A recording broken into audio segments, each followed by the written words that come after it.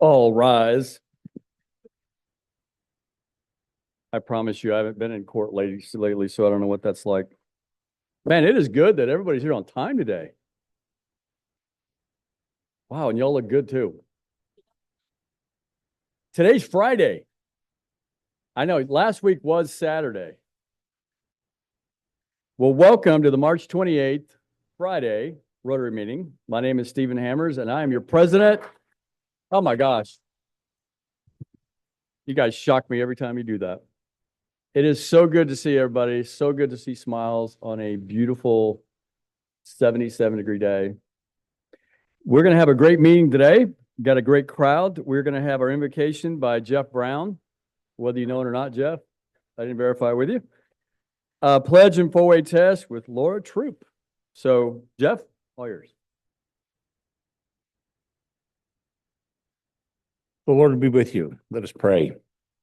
Heavenly Father, as we gather for this meeting, unite our hearts and minds in common purpose.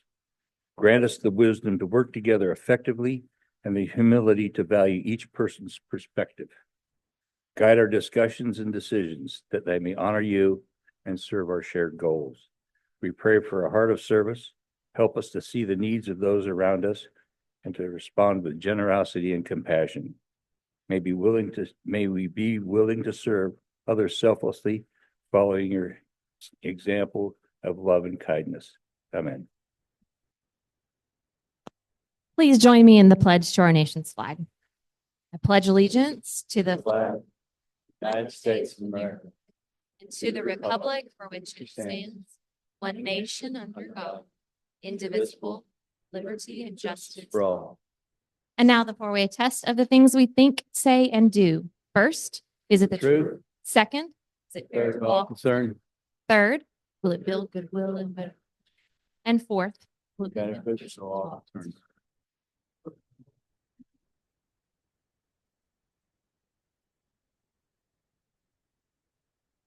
All right, time for our introduction of our guest and visiting Rotarians.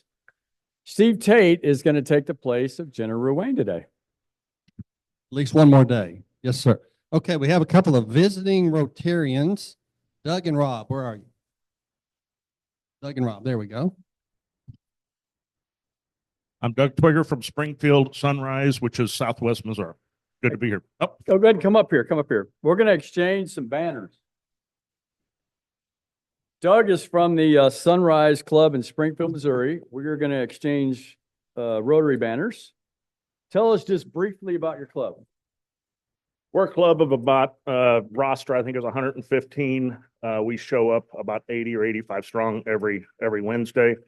Obviously, we serve RI as you do, but we also commit a 3-year commitment to a local not-for-profit. And currently, we're working with Least of These. It's a food pantry. And July 1, we'll select another one for a 3-year term. Awesome. Thank you, Doug. Yep. You put the picture? Oh, you did? Okay. Appreciate it. Thank you. There you go.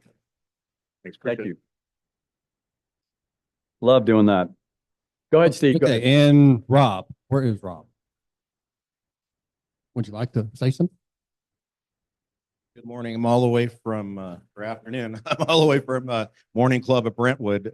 So wasn't too far, but thank you. I'm the president-elect. Thank you. Thank you.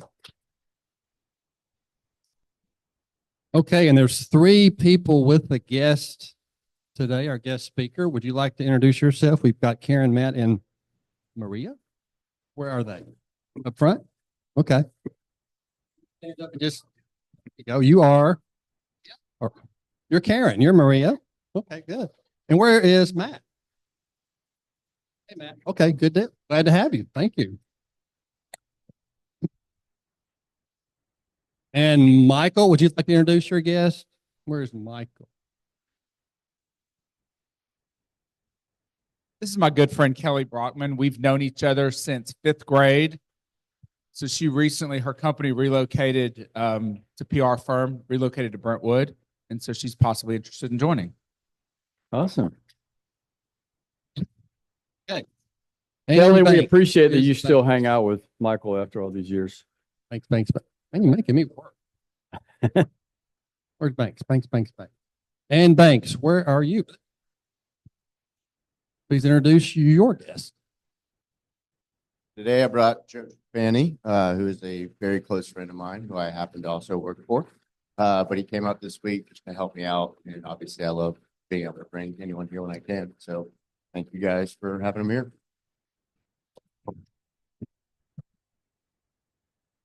Okay, we have a couple of people still in the pipeline. If you would, Ashley Barnett. Where's Ashley? There you go. Just stand up. She's in the pipeline, so be nice. And Bill Jetter. Where's Bill? Bill. They're right beside him. Thank you, Bill. And I was told Laura Troop has someone. I have to. Have a stand over here. All right, today I have Turner. Turner is with Thrivent. He and his bride have recently relocated up here. He works as a financial advisor and is a newlywed, yes, ish. But his father, you said your father's a Rotarian?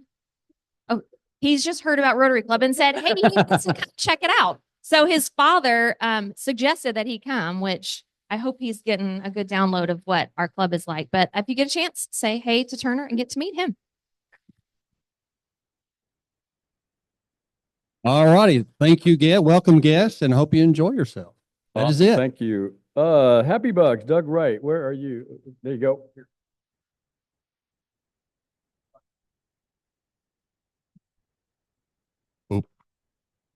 All right. Who's happy? Who's got something to brag about in their life? Who's got a bracket that hasn't busted yet? So Bob? I'm putting in $20 because I am very proud of a young man I know. His name is Connor McGarry. About 12 years ago, he failed out of his first year of the University of Missouri. And over the objections of his grandparents, he joined the Navy. The grandparent was going, what is he doing? Well, he thrived in the Navy. He became a mechanic on F-18 jets. He decided he was going to go ahead and get a college degree, so he did it by, correspondence. When he got his degree, he decided, I think I'd like to fly F-18s.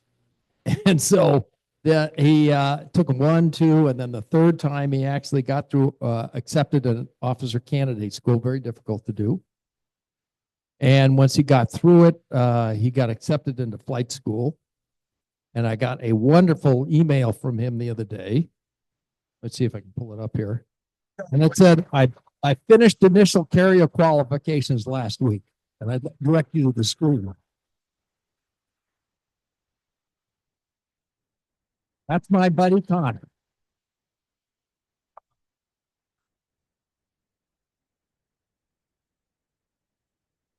Who else we got? All right. Jeff? Yeah, I'm chipping in $5 today because I had a great week this week. We have had a house on the market in Franklin for about 6 months since October and had lots of traffic and no offers. And finally, something happened last Saturday and we got a great offer and we signed the contract and it's done. Now we can start remodeling other house we have in Franklin. George? Hi. My wife and I just got finished celebrating a week down in St. Thomas, and today is her 82nd birthday. Wow. Congratulations. All right, Doug. As I told Doug, he's got a very strong name. So we came to town because there was a little thing going on last night between the Predators and the Blues.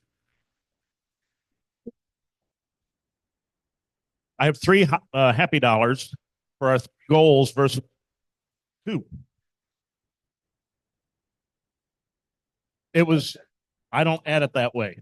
It was also Jelly Roll Bop night. My daughter is 24, has Down syndrome. She loves Jelly Roll. So we came to get the bobblehead and to go to the game.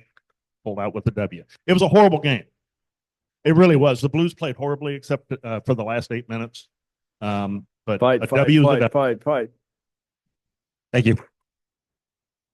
Laura Troop? Roll Tide. Zach?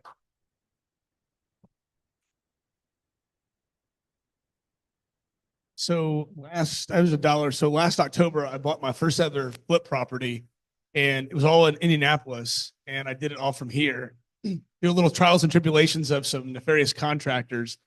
In December, I found a great one and a good agent, and last Friday we sold it. So it was awesome. Made a good money, and it was pretty fun. I got another one. We just finished up my second one last week, so it's pretty sweet. Lynn. I had a little visit to the spa when I had a heart attack and pneumonia. And so this is my first day back, and I'm very happy to be here. Welcome back.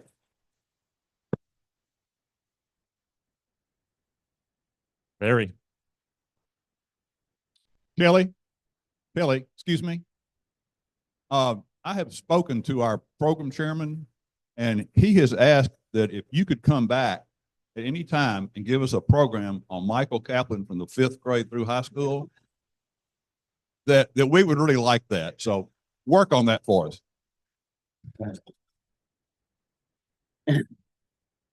Anybody else? So anyway, hotty toddy. And as y'all know, I went to Ole Miss same time Lori did. So Hotty toddy. you owe me $1. Anybody else happy? Oh, one more. Peggy. All right, I'm putting 10 in there. My parents been rough for the last year. But my dad had a extended stay in the hospital for the last 6 days. He is now home. So we are very excited about that. We've got a lot of things to figure out, but I'm just happy to have him at home. Had another one. We're raising all kinds of money today. Awesome. Great day. A couple announcements before we introduce our guest. Yeah, one more. Oh, we got another one. Didn't see that. I wasn't going to say it, but I'm going to put $5. I am not from the South, and I am constantly learning more about the South. And recently, I started making, like a lot of other women, sourdough bread.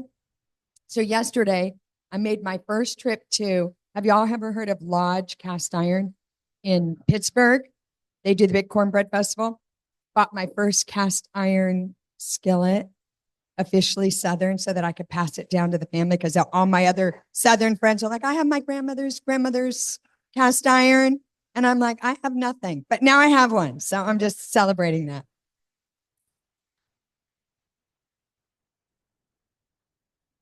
Any others? All right. Going twice. That's it. Hey, in case y'all didn't see it, we had an amazing cornhole competition today by our fearless Jeff Hughes, Sheriff. Good to have you here today. And Michael Barrett. I actually thought Michael Barrett was going to win because he is better than I thought he was. Where are you, Michael? I didn't have a lot of high hopes for you, but I was impressed. So congratulations, Jeff. And unfortunately, I play you next, I think, on the next round. So I feel sorry for you. Don't forget Granny White Park Project on March 29th. It says March. Tomorrow. Today's Saturday, right? Anyway, tomorrow, we are going to have a ribbon cutting next month. So if anybody can help out plant shrubbery, bring your shovels, rakes, anything you can do to help out between 8 a.m. and noon, that'd be really appreciated. Granny White Park, behind the pavilion. That's where our 50th anniversary project is, the patio back there. So I think the plaque's already up, right? Yeah. So it's going to, just please help out if you can. Just show up at 8 o'clock. So really appreciate that. Next is, don't forget, April 5th is our work day at Owls Hill Sanctuary. Banks, you want to say something about it?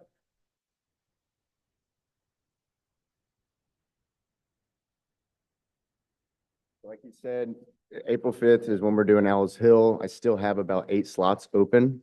So I obviously still need help. And so everything has already been posted. If you have any questions regarding that, just let me know. Right now, we're looking at about 5, so I still need about 8. And then I'll tell you more when we get closer, but as you're pulling in to Owl's Hill, if you haven't been there, you're going to take your very first left, and that parking trail or that trail will take you all the way down to where you're going to park. Specifically for that event, we're going to be cleaning up their 3 healing gardens. So it's going to just be basically general maintenance. And if you have any other questions regarding it, just let me know. Thank you. Julie's going to make a quick announcement for Pancake Day, but I want to remind everybody to pass the tickets out and remind that those you give it to, we appreciate donations. That would be great. So we're looking forward to a big day. Julie?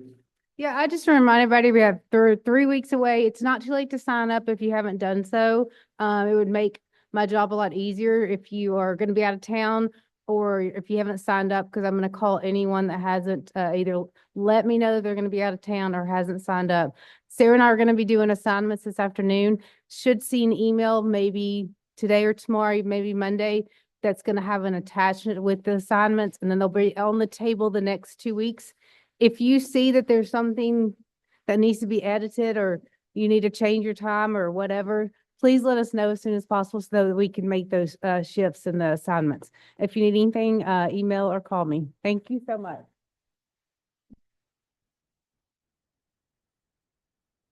Last announcement before our speaker on behalf of the Brentwood Morning Club. Tuesday, April 22nd, 5:30 to 7:30, there is a benefit for retired Rotarians and public servants. Kirk Bednar and Richard Hickey. So it's at the Jaguar Nashville Land Rover dealership. So if you can attend, that's Tuesday, April 22nd. If you can make a note of that, that'd be great to honor those two for their service. So that being the case, Bert Bradford is going to come up and introduce our guests for today. All right, everybody. Our speaker today is David Waddell. He is the Chief Investment Strategist and CEO of Waddell & Associates, where he leads the firm's investment committee, integrating his extensive 20-year life and macroeconomic forecasting, market analysis, and risk assessment to craft portfolio strategies for global clients.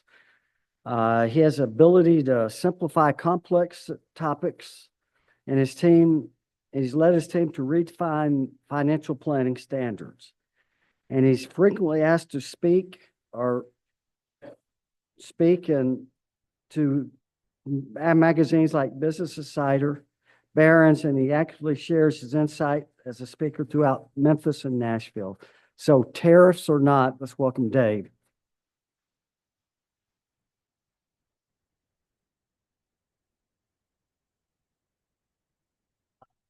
Thanks, y'all. I didn't know I was going to have a half an hour. I have an hour's worth of slides. And so what do you want to do? I'm just kidding. I'll compress it down. So thank you for inviting me to do this today. I've got a couple of team members here. You saw Matt and Karen.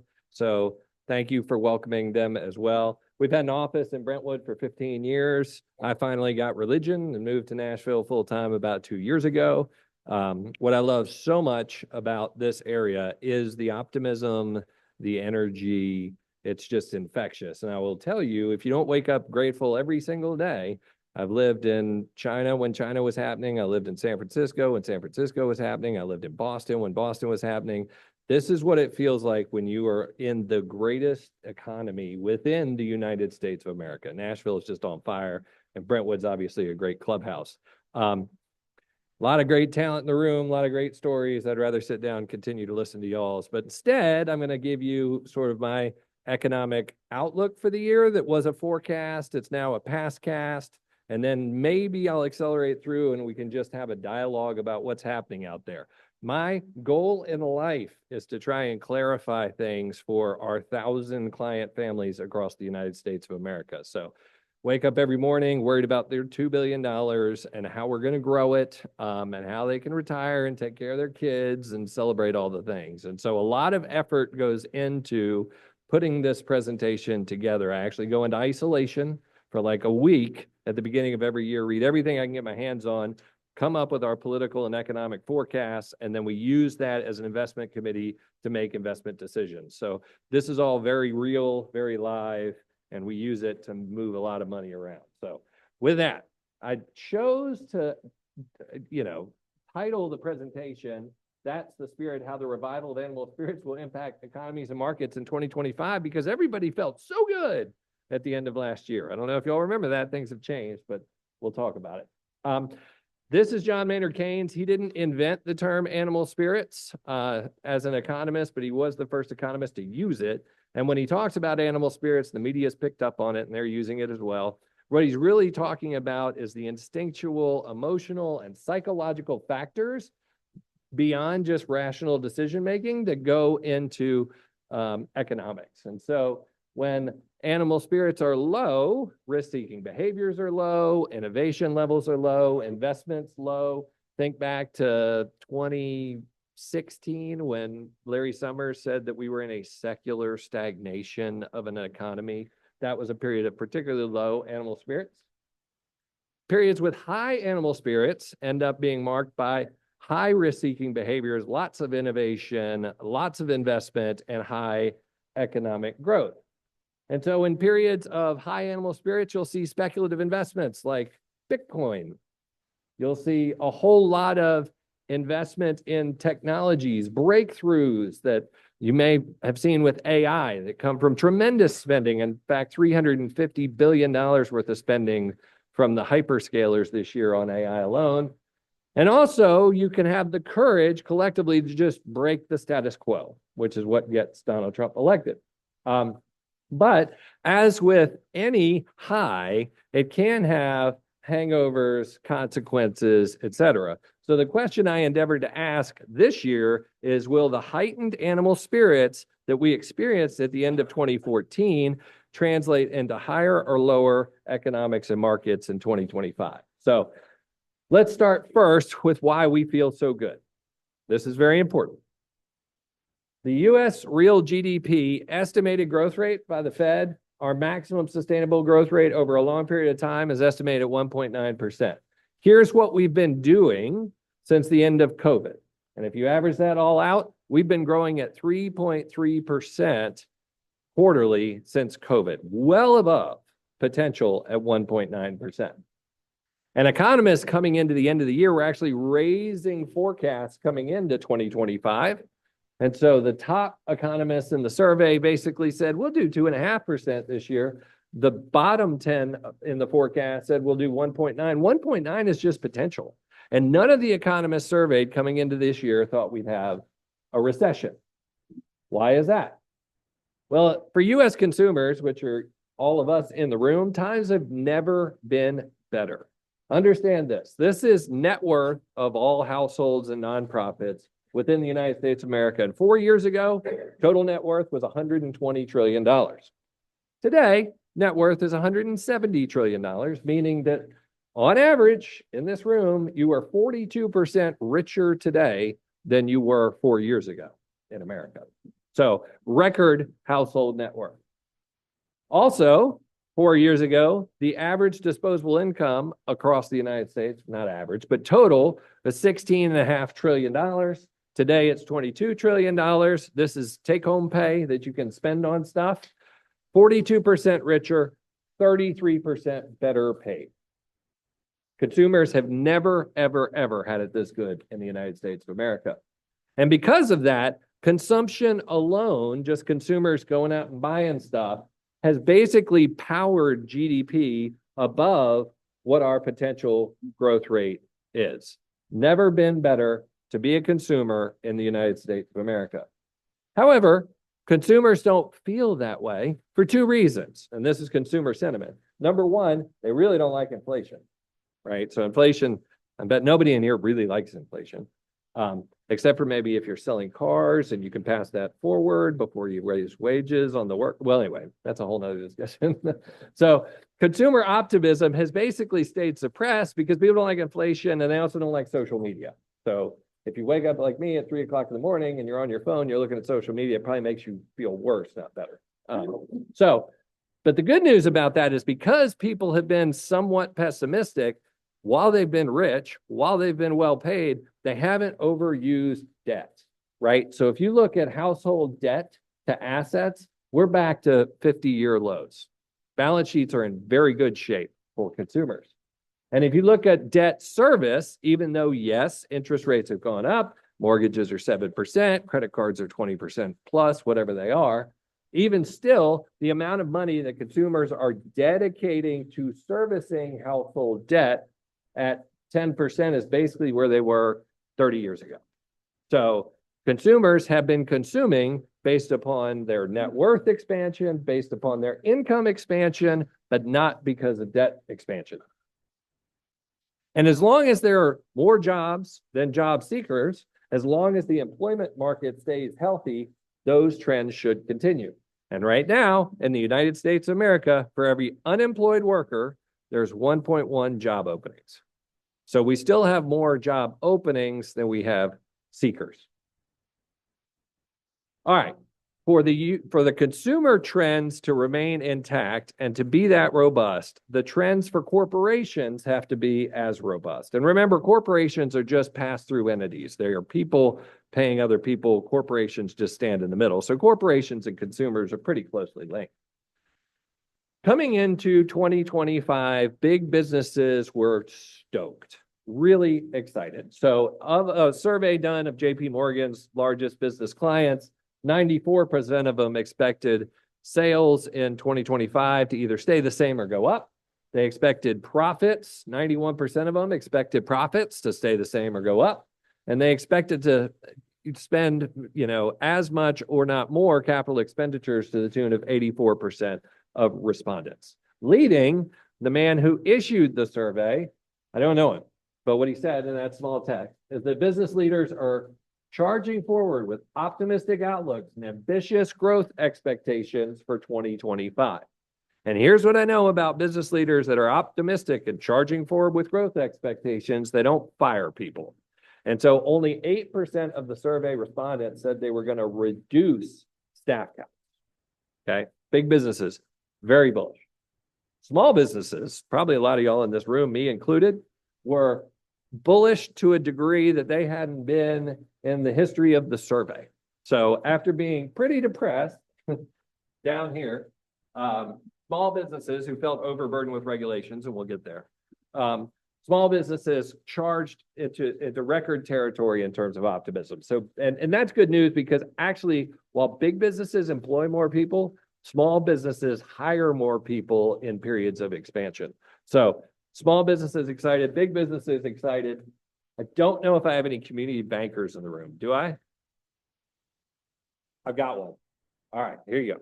So 2 years ago, or maybe last year, every time I'd give a lecture, somebody'd say, we're going to have another great financial crisis, because what's going to happen is all of the empty office buildings in the urban cores and all the retail shopping centers that are, everybody's going to Amazon, are going to put so much pressure on community banks. Community banks are going to fail, and that's going to ricochet through the system, and we're going to have another great financial crisis. To which I said, I don't think that's going to happen. Well, right now, I don't know how optimistic you are, but based upon community banker surveys, they're the most optimistic they've ever been. So if there's a crisis brewing, you don't look like a guy who's in crisis.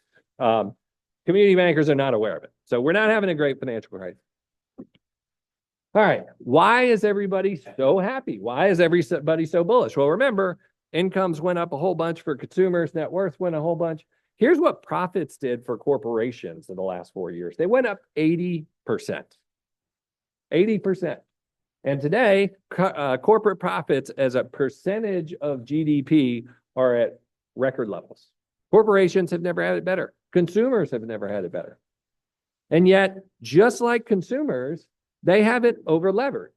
So debt to assets for corporations, record level, income, profits, record level. They also haven't over levered. So if you look at leverage ratios, debt levels within corporations right now, pretty much average. And if you look at interest coverage, which means how much profit do we have to cover the amount of debt we have outstanding and the payments we have to make on it, that's at a high level, 8 times here based on this chart, well above where we were at any of the previous peaks before recession. So Corporations are in excellent shape. Consumers are in excellent shape. The government, however, not in excellent shape. So just to give you a sense of how fat the government has gotten, and I know there's some sympathy in the room. I say you, Gulf of America. This is how fat the government has gotten. In the 1950s, the government was 17.5% of the economy, 17.5% of GDP. And that rose a little bit in the 1980s. Most of that was Reagan's defense spending to try and break the Soviet Union, which he did. Defense spending went down. We went into the 2000s. We had Gingrich and Clinton playing well together. Long government shutdown, by the way, during that period, which was interesting. They actually balanced the budget. And then in the 2010s, we had the great financial crisis and all the emergency spending that came from that. And then in the 2020s, we had COVID and all of the spending that came from that. Whereas so far in this decade, the government is 27% of the economy. That's a lot. Now, here's an interesting one for you that you can always remember. When you look at revenues, tax revenues for the government, regardless of the policy array, there seems to be a magic number in that 17.5%. The government will get in tax receipts about 17.5% of GDP. If they try and tax more than that, we hire more lawyers, we have more accountants. If they tax less than that, then we unlock more profits and more growth. So as the amount of tax revenues average 17.5%, and the spending's gone to 27%, obviously you've created huge deficits and huge debt issues. And what do big governments spend this money on? Well, they spend it on people. So this is what private industry growth rates and job creation have been post-pandemic. Here's what the government's been doing. So the government's actually been hiring at a faster rate than corporations over the last couple of years, which is why occasionally you'll hear commentators say, well, the government's propping up this whole economy. I don't think that's true, but this is why they say that. And what do you do if your record government spending, record level of employees? Well, you got to do stuff. So let's come up with new regulations. So back in the 1950s, the book for regulations in the federal government is called the Federal Registry, had less than 10,000 pages in it. Today, the book that tells you how to do your business has 190,000 pages in it, right? And so if you're going to enforce all that stuff, you know what you need? You need a lot of bureaucrats. This one's kind of fun. But since 1980, the population of the United States of America has increased 50%. The population of Washington, D.C. has increased 100%. So lots more people, lots more regulations, lots more bureaucrats. So America decided, you know what, we've had it with all that. We're going to elect Donald J. Trump again. And Donald J. Trump came forward and said, my spirit animal for this term is President McKinley. And that's actually him right there. So here's what I can tell you about President McKinley. First of all, he was the 24th president, 25th, I think. He was elected using really modern media tactics. He had a very America first tariff agenda. He was an expansionist and an imperialist. That's where we got Guam. That's where we got Puerto Rico. That's where our relationship with the Philippines came from. He also had a really rich aristocratic business person that helped him, whose name was Sam Hanna, who sort of whispered in his ear Musk-like for the entirety of his term. He also, by the way, was shot. So I'm not saying history rhymes, but it might seem to rhyme. So anyway, if you want to know what Trump's thinking, go back and look at Polk, go back and look at McKinley. He is a student of history. All right. So he was elected on a clear mandate. Please grow this economy. I'm not going to take you all through this, but obviously he passed an enormous tax package, tax cut, I should say, in 2017 that expires at the end of this year. And so they are in the budget reconciliation process to just keep the tax cuts in there, try and make them permanent. I don't know if they can, but something will come out of it. But realize that this isn't for growth. This is status quo, right? And so the reconciliation process is just to extend the current tax cuts. So his current package is about 4 trillion. He made some other promises. Let's call that 5 trillion. If you're thinking about the deficit impact of that, the budget window is 10 years. Let's break that down into, 10 slices. So therefore, if he passes this, he's got a $500 billion deficit problem. Got to think about that. So he creates this deficit problem just to keep the economy status quo. Now, he's talked about tax cuts for corporations. Well, as you know, the vast majority of corporate revenues come from individuals, not corporations. And so he can cut taxes on corporations, and it doesn't make that big of a deficit difference. But he's talked about reducing the corporate tax from 21 to 15. That would add, call it $50 billion to my $500 billion. So now we have a $550 billion deficit problem. All right. Now, if you cut those taxes, understand the way that they score budgets in Washington does not incorporate any dynamics in economics. It only does static sort of economics. But the last time he cut them, we went from 35 to 21. So will this blow a hole in the deficit? Let's see. This is what tax receipts have looked like since he cut the corporate tax. Over the last 7 years, we've gone from 230 billion in tax receipts. He cut the tax. Now we're at 530 billion in tax receipts. So Art Laffer actually lives in Nashville. I don't know if y'all knew that, but he was the person who taught us in economics that if you cut taxes, you actually get more tax revenues. That has been the truth, at least for corporations. So if he cuts it down to 15%, that'll be the lowest corporate tax rate we have seen since 1928. Would that increase government revenues? I don't know, but I'm all for it. So let's see what happens. All right, red tape. Right now, if you're a firm in the United States of America, you spend $13,000 per employee to comply with that 190,000 page Federal Registry book.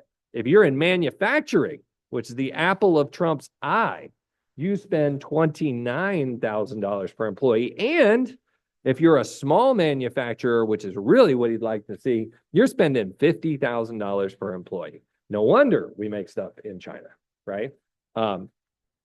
If you look at just the compliance burden on the economy overall, it's about $3 trillion or 12% of US GDP. If you can cut regulations, you get stimulus without budgetary implications, right? I didn't put a deficit thing up here because it doesn't hurt the deficit. Might even help it with more tax revenues. So that's one of the reasons they view cutting regulations as stimulus. And if you do that, maybe you unlock the capital markets. Under Biden here, capital markets were pretty bummed out. And when I say capital markets, I'm saying high yield bond issuance, levered loans, or IPOs. Those were pretty lugubrious. They've come back. You expect more of those. Number 2 mandate, shrink this government. Well, as I told you, we've got a $550 billion problem just with extending the tax cuts and maybe doing corporate tax cuts. How are we going to get rid of it? Well, we're going to, maybe cut 70 billion a year, 700 million out of the IRA, which was the Inflation Reduction Act that Biden put forth, the green agenda. Maybe that'll pick up 70 billion. We'll reverse student loan forgiveness to a certain extent. That adds another 30 billion. Close the Department of Education, which he did the other day, trying to estimate how much that's worth. Maybe 200 billion, divide that by 10, you get 20 billion. And then the DOGE cost savings, who really knows, right? On their website, it says 115 billion today. Who really knows, and how much of that is incorporated in these other areas? I don't know, but it's something. My biggest fear there is that, he gets shot. By the way, the person that shot, I shouldn't laugh, but the person that shot McKinley was a disgruntled, fired federal employee, I think. So where are we going to get $400 billion, right? Where are we going to get it? We got to get it somewhere. And so we're going to create the External Revenue Service, right? Because we've got $4 trillion worth of imports into the United States of America. So let's just tax those. Well, here is the tax rate basically on imports over time. McKinley died in 1901. So that's where tariff rates were there. Now, we were a very different nation at that point, and we were industrializing. It's a whole different story. But you can see they came down. Then during the Great Depression, they went back up, which some people blame for the Great Depression. And then we basically have been lowering tariffs all the way over the last, 80 years or so to basically 1%, and Trump took them up to 2.6%, about 2% today. So if we want to generate $400 billion off of 4 trillion, you did the math, then we just raised tariff 10%. But even if you do that, the budget's still neutral. So we still have a 6.5% deficit issue. This is not going to solve the deficit issue, but it does pay for the tax cuts. All right. So if we're going to do tariffs, and we're going to hear all about this on Tuesday, here's what's going to happen on Tuesday. We're going to hear one of 3 things. The tariffs are either to close the budget deficit, or they're to reindustrialize America. Both of those things the markets won't like. The third option is that we're going to use tariffs to bully our trade partners to lower their tariffs, to try and get to 0 tariffs. If he says that on Wednesday, the market's going up 1,000 points. Just know that. The first 2, it's not going to like, but it's already sort of baked that in. Do tariffs cause inflation? I saw Navarro on TV this morning. He said they don't. Here's why he says that. This was the inflation rate pre-tariffs in 2017, I guess when he did it, or 18. This is what happened after Trump imposed those tariffs, which was 1.6%. Inflation went down. So you'll hear Navarro say last time we did it, inflation went down. Well, not really. So here's goods inflation. Here was the inflation rate on the things that we actually put the tariff on, the washing machines and the motorcycles and the things. So for the things we actually put tariffs on, inflation went higher. So do tariffs reduce GDP growth? Saw Navarro this morning. He said, no, it increases GDP growth. Well, so here's that tariff rate, or the sum, I should say, of exports and imports, the size of the U.S. trade economy, if you will, going all the way back to 1870. We've gone through periods where we've increased trade. Obviously, we had wars and protectionism. I've talked about that. And when we went through this massive liberalization of trade, the globalization era, if you will, and then we've had slowbalization since the great financial crisis as we politically kind of changed our minds.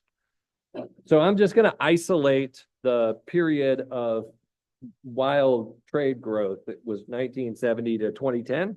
And so over that time, we went from 10% trade as a percentage of GDP to 30% trade as a percentage of GDP. We grew the economy over that period about 3% on average. And as a free trader, Ronald Reagan, who's one of Trump's heroes, said, if you want something more, then subsidize it, right? And so he did that through free trade agreements, tariff reductions, et cetera. And then we had this period of globalization where we started backing away from globalization, demonizing it a little bit. And so we've had this retrenchment in total trade volume. And so as Ronald Reagan also said, if you want less of something, tax it, which we have been doing. GDP has slowed to about 2.5%, maybe some other factors, but some causation here as well. Now, there was an article written in like 2022 that somebody, or 2002 that somebody brought up to me, where Warren Buffett said it is a moral imperative for us to shrink our trade deficit. It's bad for the United States of America. Okay, so I thought about that and I said, if that's true, then running a trade surplus has to be good. So let's just flip it on its head. All right, we do run $1 trillion trade deficit. Now let's talk about countries that run trade surpluses. What's the advantage of running a trade surplus? Well, you have a strong export sector, you have a big manufacturing base, leads to job creation. You can get a lot of foreign exchange reserves, obviously like China. And so smokestack economies like China, Russia, and Germany all run trade surplus. Well, for those running trade deficits, by rule, they're running financial surpluses because you can't buy more than you produce unless you borrow money to do it. So we borrow money from foreigners so that we can consume more. But basically, we're selling them investment products. So rather than being a factory, we're more like a Goldman Sachs. And so financial account surpluses like we run have the following advantages. It attracts foreign investment, right? More capital coming in, building buildings in Brentwood, can finance domestic investment in projects, leads to some currency appreciation. The dollar is probably wildly overvalued, which is why we have such a big trade deficit. but that's because we're such a strong country. Countries with trade or deficits include the United States, Britain, and India. So which would you rather be? Would you rather make toys? Would you rather be a factory? Or would you rather make really profitable investment products like a Goldman Sachs? I would rather make highly profitable investment products. Therefore, I don't think there's anything wrong with the way the US has structured its economy. But clearly Trump and Warren Buffett disagree with me. But it's symmetric. If you're running a trade deficit, you're running a capital surplus. All right. 10%, do they create stagflation? The answer is yes. Why is the market down 700 points? When I walked up to the stage, it's because stagflation is real. This morning, the release from the government showed that inflation expectations are higher. Inflation year over year was a little higher than expected, and consumption was a little lower than expected. So more inflation, less growth. If you look at the estimates on what the tariff impact would be, it would deduct, or it would add 0.6% to price levels over a couple of years. So inflation. What about the GDP? Well, it probably deducts 0.5% from GDP. But Trump could just be bluffing. So back in, Don and I talked about this, back in 2018, the illegal flow at the border was through the roof. So Trump called up Mexico and he said, if you don't stop this, I'm putting a 5% tariff on you by some date. And if that doesn't work, I'm putting a 25% tariff on you. Look at what happened to border crossings after he did that, right? So it can be used as a tool of statecraft, and that may be what he's doing. All right, here's what I do know is that uncertain policies make for uncertain markets. So if you go back to Trump 1.0, when he started talking about tariffs and going on his tariff tide ride, the S&P 500 for about 18 months went nowhere. And in fact, in 2018, we had a 18% drawdown, ended up being a 5% negative year. So all this tariff talk makes markets very uncomfortable. We thought coming into the year, this would be the biggest problem for the stock market, and indeed it has been. All right, next, we got to do something about inflation. He says we're going to do this by drilling more oil. Oil drillers are private companies. When oil prices go down, it does not inspire them to drill more. So there's a little bit of a conflict in that logic. So the IEA, and by the way, we're already drilling record amounts of oil. Biden just never told anybody that. And here's what the projections are, basically level. And if you look at the amount of energy in total that the United States produces, we have surplus energy, right? We have more energy that we can use. Maybe we can export it. That would be nice. But there's just not a lot of incentive for private producers to want lower prices. That's a conflict. So I don't think this solves the inflation problem. Mandate 4, secure the borders. Well, you know the numbers. Here's what happened under Biden. Lots of people pouring over the borders. Why did they do that? Well, here's why. If you look at an economy, and maybe this is the only thing you'll remember today, and if it is, I'd be perfectly happy. An economy is nothing more than the number of workers times how productive they are. Okay? So if you want more economy, you want more workers, or you want more productivity. So if you sort of just leave the door open, you know, and people come across, you add a whole bunch of workers to the economy. And when you do that, you get more potential producers and you also lower wages, right? So it's anti-inflationary. This was absolutely a strategy under the Biden administration. And if you look at the growth in the labor force going back over the past 5 years, it's been all foreign-born workers. All right. So Trump had a really tough hand, I think, coming into 2025. Number one, trailing GDP growth was 3%. So trying to grow the economy where naturally we grow at 1.9%, more than 3%, that's hard to do. Recession expectations, record low already. The trailing deficit, 6.5. He didn't have that issue the first time, so he could increase the deficit, which is stimulative. He can't do that now. U.S. energy production's already at a record high. Housing affordability is at a record low. And by the way, if we deport a bunch of people, that just means labor costs go up. And if we put tariffs on Canadian lumber, that means costs go up. It's just hard to see affordability falling. And then the U.S. Treasury yields at a high level. It was not his first go round. And then the valuation and investment return expectations were extremely elevated. So Trump's got a really tough hand, okay? But before you feel too bad about him, remember this. There's a reason why all these tech people were surrounding Trump at the inauguration. And here's why. This is the CapEx that I talked about earlier. They're spending an enormous amount of money on technology upgrades in our country right now. And if all of that boosts labor productivity, then it'll pay for a lot of Trump's sins. Consider this. Remember, labor times productivity equals GDP growth. So in the 1960s, we got the mainframe computer. Productivity was running 3% plus. Things were more abundant in the 1970s from a technology standpoint. GDP was pretty lame. 1980s, we got, in 84, like I think the Apple computer and some of the PC stuff, but it wasn't nearly as revolutionary as what we got in 99, 2000 when the internet kicked in. 2010s, we got back to secular stagnation.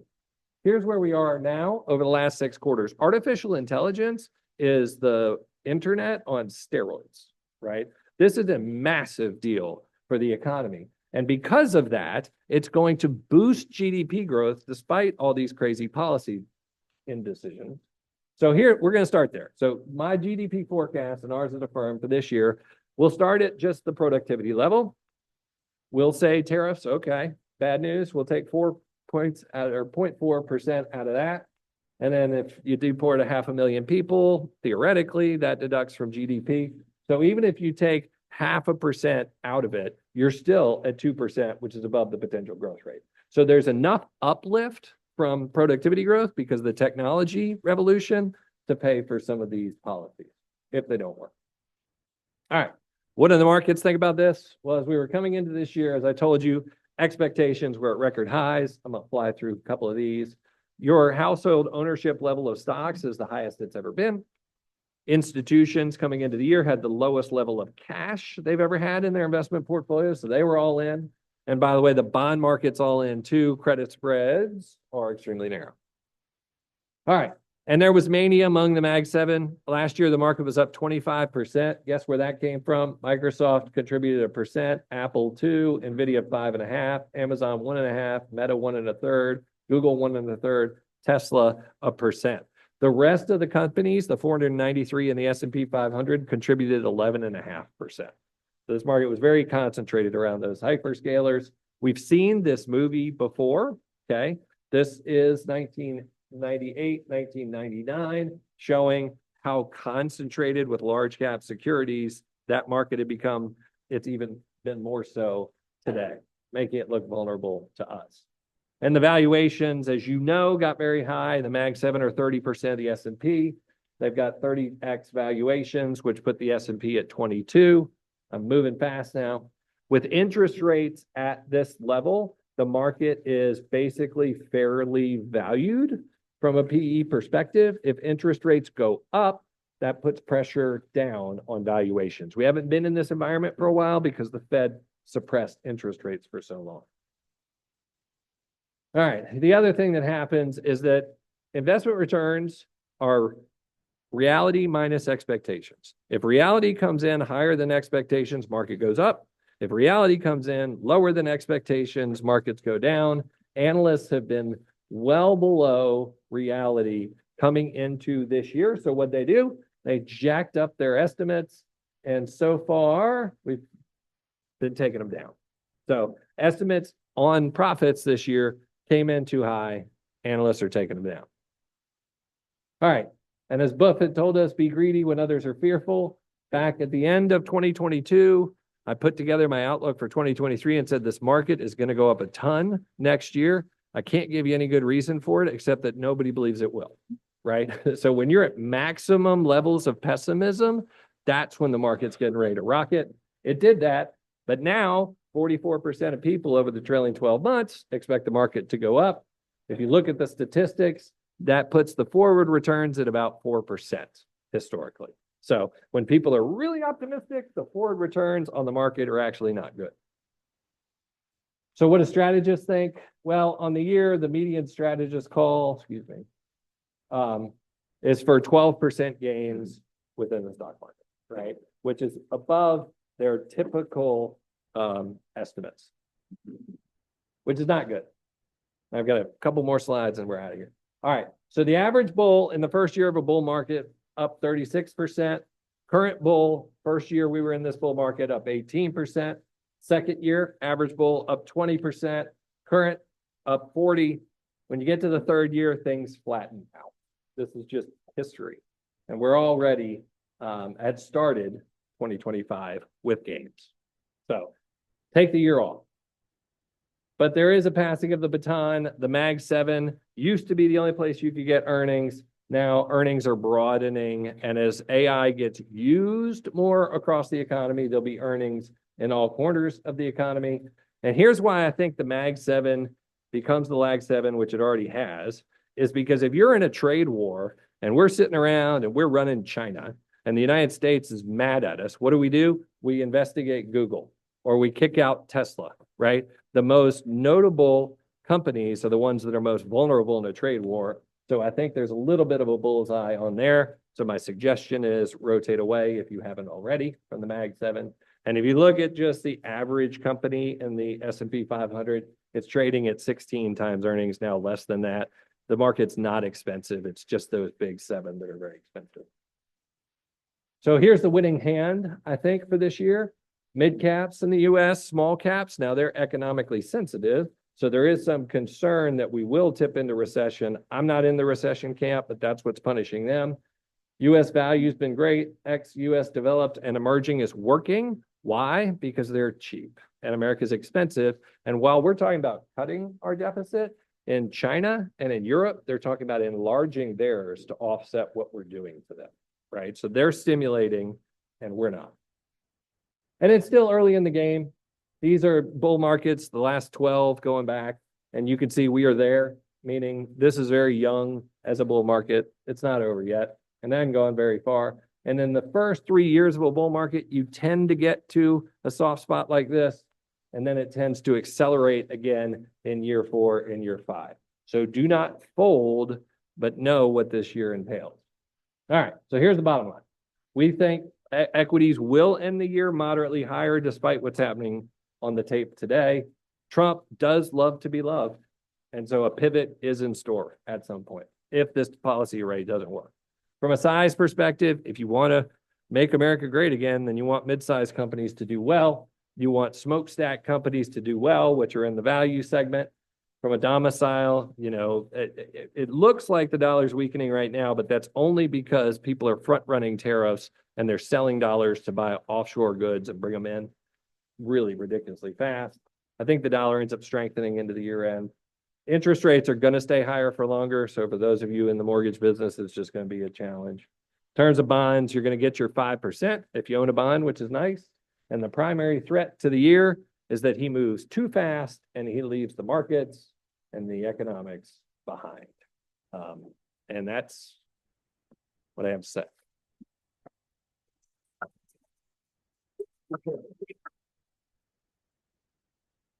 Hey, I'm sure David will stay behind in case there's any questions because it's already 5 after. I wanted to ask if you can sign this book that we read to first graders. Sure. Just put your name and, what you spoke about or whatever, and we'll be reading that to us. So don't forget to put the chairs up, help put everything up. And if you want to stay behind and ask questions, please do. And Dave, we really appreciate it. Yeah. Thank you. thanks, Pat. All right, you're adjourned. Thank you.